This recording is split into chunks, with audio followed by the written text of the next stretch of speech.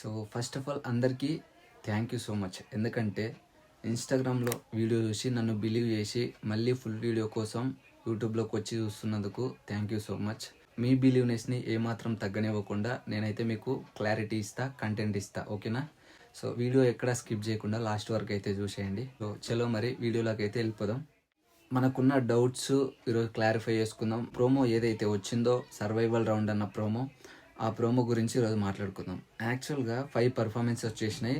అందులో రాజు సంకేత్ పర్ఫార్మెన్స్ అవసరం లేదు అనిపించింది. ఎందుకంటే డైరెక్ట్ క్వార్టర్ ఫైనల్కి వెళ్ళాడు రాజు, సంకేత్ అయితే డైరెక్ట్ సెమీస్కి వెళ్ళిపోయాడు అనమాట. మరి వీళ్ళిద్దరు పర్ఫార్మెన్స్ కాకుండా సో పండు మాస్టర్ ఉన్నారు, పండు మాస్టర్ పర్ఫార్మెన్స్ కూడా వచ్చింటే బాగుండేది. అలాగే అభి మాస్టర్ ఉన్నారు, ఇంకా కంటెస్టెంట్స్ ఉన్నారు కదా కొంతమంది, వాళ్ళ పర్ఫార్మెన్స్లో వచ్చింటే బాగుండు అనిపించింది. మరి వీళ్ళిద్దరు ఎందుకు పర్ఫామ్ చేశారు?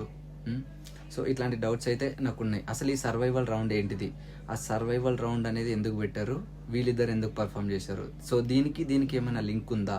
సో దీని గురించి అయితే క్లియర్గా మీకు ఎక్స్ప్లెయిన్ చేస్తా, ఓకేనా? సర్వైవల్ రౌండ్ అంటే ఏం లేదు. సో ప్రీవియస్ ఎపిసోడ్లో అయితే మనకి చెప్పారు 6 మంది కంటెస్టెంట్స్ అయితే డేంజర్ జోన్లో ఉన్నారని. మరి ఈ డేంజర్ జోన్లో ఉన్న కంటెస్టెంట్స్ ఎవరైతే ఉన్నారో వాళ్ళు సేఫ్ జోన్లోకి వెళ్ళాలంటే ఈ సర్వైవల్ రౌండ్ని యూజ్ చేసుకొని డేంజర్ జోన్ నుంచి సేఫ్ జోన్కి వెళ్తారనమాట. అదే ఈ సర్వైవల్ రౌండ్. సో దీని గురించి అయితే క్లారిటీ వచ్చింది కదా. మరి నెక్స్ట్ ఈ రాజు సంకేత్, అసలు వీళ్ళు పర్ఫార్మెన్స్ ఎందుకు చేయాలి? క్వార్టర్ ఫైనల్స్లో సెమీస్లో వెళ్ళి కూర్చున్నారు. సో మరి వీళ్ళిద్దరు ఎందుకు పర్ఫామ్ చేస్తున్నారు అన్న ఒక డౌట్ అయితే ఉంది.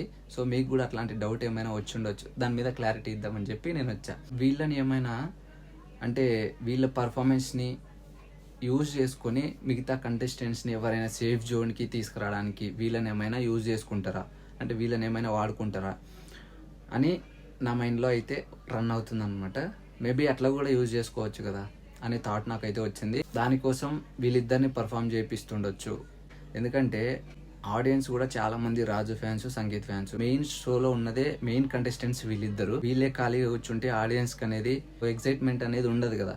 సో ఆడియన్స్ అందరూ ఎక్కువ కోరుకునేది రాజు సంకేత్ పర్ఫార్మెన్సెస్ అనమాట. ఇలా యూజ్ అవుతుంది. ప్లస్ ఈ డేంజర్ జోన్లో ఉన్న కంటెస్టెంట్స్ని సేఫ్ జోన్కి తీసుకురావడానికి ఇలా కూడా యూజ్ అవుతుంది అని అనుకుంటున్నాను నేనైతే. మరి సో మీ ఒపీనియన్ కూడా కామెంట్ చేయండి.